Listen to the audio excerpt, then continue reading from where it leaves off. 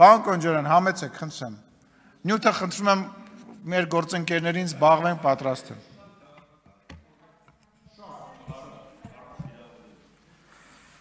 Ազգային ժողովի մեծարգո նախագահ, հարգելի գործընկերներ,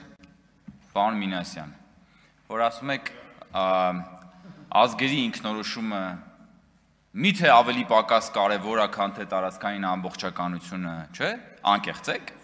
անկեղծ եք, որ ազգերի ինքնորոշումը կարևոր էր։ Բա որ ազգերի ինքնորոշումը կարևոր էր։ Բա Ղարաբաղը արդեն ինքնորոշված չէր, որ գնացել էիք բանակցությունների ժամանակ պայմանավորվում էիք, որ պետքա լինի հանրաքվե Ադրբեջանի հետ համաձայնեցված ժամկետներում։ Բա եթե Ղարաբաղը ձեր կարծիքով ինքնորոշված էր։ Բա այդ ինչ հանրաքվեի մասն էր խոսքը, որը ապագայում պետքա լիներ ձեր բանակցությունների ժամանակ։ Հիմա ով է ուրացել ինչը։ Գեղամ Մանուկյանն ասում է դուք ուրացել եք ուրացման քաղաքականությունը եւ խոսում է 88-ի շարժման մասին, խոսում է միացումի մասին եւ այլն։ Բա դրանից ավելի շռնդալից ուրացում կա, ժողովուրդ ջան, բա 88 թվականին գնացել եք գոռացել եք միացում,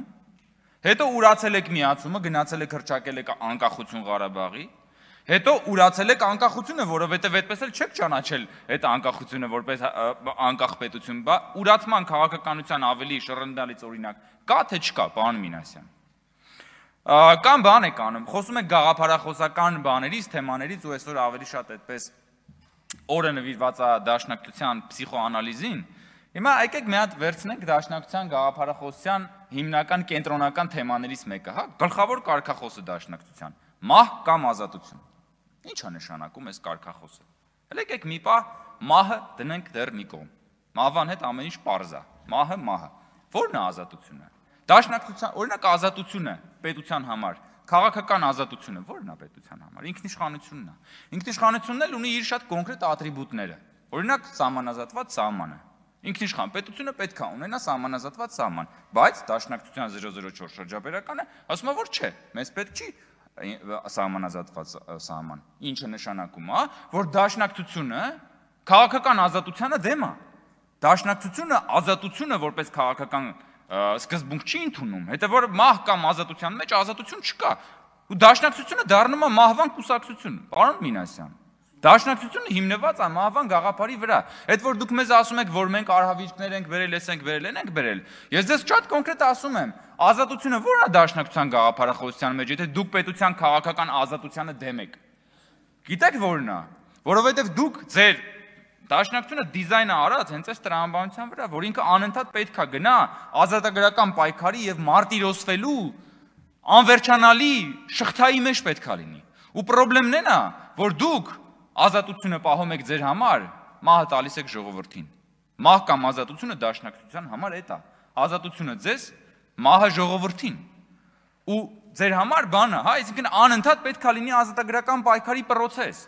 Անընդհատ դուք միշտ փնտրում եք ինչ որտեղ փնտրում եք Աբդուլ Համիդ, որից պետք է ազատագրվել։ Նույնիսկ եթե չկա Աբդուլ Համիդ, դուք կհորինեք Աբդուլ Համիդ։ Նույնիսկ երբ որ մենք ունենք անկախ պետություն, դուք անընդհատ ուզում եք ազատագրվել այդ անկախ պետության մեջ։ Ինչի՞ց եք ուզում ազատագրվել, երբ որ մենք արդեն ունենք անկախ պետություն, պարոն Մինասյան։ Ու ամենապրոբլեմատիկն է նա, որ դուք այդ ազատագրական պայքարի կրակների մեջ ժողովրդին ուզում եք որպես տաշեղ գցեք, որ այդ հրդեհը բռնկվի եւ այդ պետականության վերջը տակ, հետո ասեք, հա, հիմա մենք գնում ենք ազատագրվելու։ Եվ այստեղ, պարոն Մինասյան, դուք հրաշալի տանգոյի մեջ եք Կտրիշ Ներսիսյանական եկեղեցու հետ, որովհետեւ Կտրիշ Ներսիսյանական եկեղեցին էլ չի ուզում, որ լինի պետականություն, որովհետեւ երբ որ չլինի պետություն, կլինի տարածք, չի լինի քաղաքացի, կլինի բնակիչ, եւ եկեղեցին կլինի այդ տարածքի տեղապահը այդ օտար կայսրության համար, որ հետո եկեղեցին ու դուք գաք ասեք, երբ որ չկար պետություն, եկեղեցին կատարում էր պետության դերը, այսինքն սկզբից ուտեք պետության գլուխը, հետո դառնաք տեղապահ, հետո ասեք մենք կատարում ենք պետության դերը, երբ որ պետություն չկար, հեսա ձեր կոնցեպտը։ Ձեր սոֆթը տենց է գրած, պարոն Մինասյան, դաշնակցության սոֆթը տենց է գրած, որ ինքը չի կարողանում ապրի, գործի, անկախության, պետականության պայմաններում, ու այդ մահ կամ ազատություն կարգախոսը, որը դուք այն ժամանակ, երևի այն ժամանակ է ծնվել, հիմա այլևս ինքը adekvat չի, որովհետև նորից եմ ասում, այդ ազատությունը, քաղաքական ազատություն չի ձեր համար։ Հակառակ դեպքում ո՞նց կարող է ասեք, որ մենք դեմ ենք բանին։ Այսինքն ձեր շրջաբերականի մասին է խոսքը, որտեղ որ խոսք է գնում սահմանազատված սահման չունենալու մասին։ Ու այդ մահվան գաղափարը, գիտեք, շատ հստակ մահվան փիլիսոփայությունը դրսևորվում է 2020 թվականից ընդդիմադիր ձեր գործունեության բոլոր գրեթե բոլոր բաների մեջ, փաստերի եւ քայլերի մեջ։ Իմ մոտ տպավորությունն է, որ դուք որպես ընդդիմադիր ուժ ոչ միայն դուք, էլի դուք բան չունեք, էմոցիոնալ ինտելեկտ չունեք, էլի այդ emotional intelligence-ը, որ այսինքն դուք չեք հասկանում ոչ ձեր էմոցիաները, ոչ էլ ժողովրդի էմոցիաները։ Որ ասեն, օրինակ դուք չգիտեք, իսկ մարդիկ ինչ են ուզում։ Մարդիկ ինչ են ուզում ի վերջո։ Դուք անընդհատ վերցրած սեղմում եք մարդկանց ցավի կոճակների վրա։ Ուզում եք, որ մարդկանց ինչ որ տեղը ցավա, որ հետո այդ ցավի մեղավորությունը բարթեք իշխանության վրա, որ հետո գաք մարդկանց ցավի վրա իշխանություն վերցնեք։ Ու դրա համար ենք ասում, որ դուք 20 թվից հետո սկսել եք մահվան վաճառականությամբ զբաղվել։ Դուք արդյունաբերական ռելսերի վրա եք դրել, այդ process-ը հասկանում եք։ Ու հիմա եկել ասում եք, որ արժանապատվությունից եք խոսում, Գեգամ Մանուկյանը խոսում է բանից, ուրացումից, Արթուր Խաչատրյանը ասում է միջանցք եք տալի, 5 տարի ասում եք միջանցք եք տալի, ժողովուրդ։ Բա Արթուր Խաչատրյանը թողա մի հատ տանի միջանցքի տեղը ցույց տա։ Նոր առաջարկում էր մեր գործընկերոջն, ասում էր արի տար ինձի սահմանային անցման կետը ցույց տուր։ Բա 5 տարի ասում եք իշխանությունը միջանցք է տալի, ուր է այդ միջանցքը։ Ուր է այդ միջանցքը, ժողովուրդ։ Կարաք տանեք ինչ որ մեկին մատով ցույց տաք այդ միջանցքի տեղը, չեք կարա տանեք ցույց տաք։ Թադևոս Ավետիսյանը ասում է, ինչ որ լավ է ձեր համար, վատ է մեր ժողովրդի համար։ Հետո մի նախադասություն, հետո ասում է, ի վերջո միայն Աստված գիտի, որն է լավը, որն է վատը։ Հիմա Աստված գիտի, թե դուք գիտեք, պարոն Ավետիսյան, որն է լավը ժողովրդի համար, որն է լավը մեր համար։ Ընդհանրապես պարոն Ավետիսյանը երբ որ խոսում է, ես Այնշտայնի հարաբերականության տեսությունը հասկանում եմ իր ելույթների ժամանակ, որտեղ 10 րոպեն միշտ թվում է 20 րոպե։ 1 րոպե միշտ թվում է 5 րոպե, եւ դա անավարտ է թվում այդ բանը։ Եվ հիմա դեռ հետո կպարզաբանեք, ի վերջո ով գիտի լավը որն է, վատը որն է, պարոն Ավետիսյան։ Պարոն Մինասյան, երբ որ ասում եք, որ մենք մարդկային ազգային արժանապատվության դեմ ենք եւ այլն եւ այլն։ Օրինակ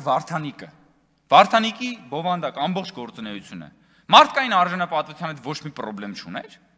Դուք Վարդանիկի գործունեության հետ համերաշխեք մարդկային արժանապատվության տեսանկյունից, հա? Կամ եթե դուք Վարդանիկին հիմա պետքա sense կուրծքը բանալած պաշտպանեք, եւ Վարդանիկի խի չէիք առաջադրում բա։ Բա ժամանակին Վարդանիկին ինչի չէիք հրապարակայինորեն առաջադրում։ Խի էիք ծածուկ կերպով Վարդանիկին աջակցում,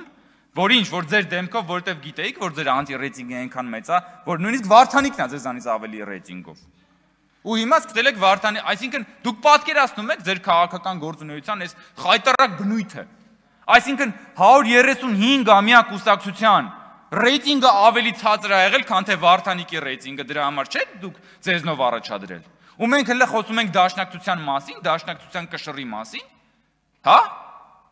Էսա դաշնակցության եւ ընդհանրապես քաղաքական խորհրդարանական ընդդիմության ողջ գործունեության պերճանքն ու թշվառությունը։ Հարգելի գործընկերներ, իրականում շատ բան կա ասելու, բայց դա երևի արդեն հաջորդիվ։ Չմոռանաք հավանել տեսանյութը եւ բաժանորդագրվել Civic AM-ի YouTube-յան էջին։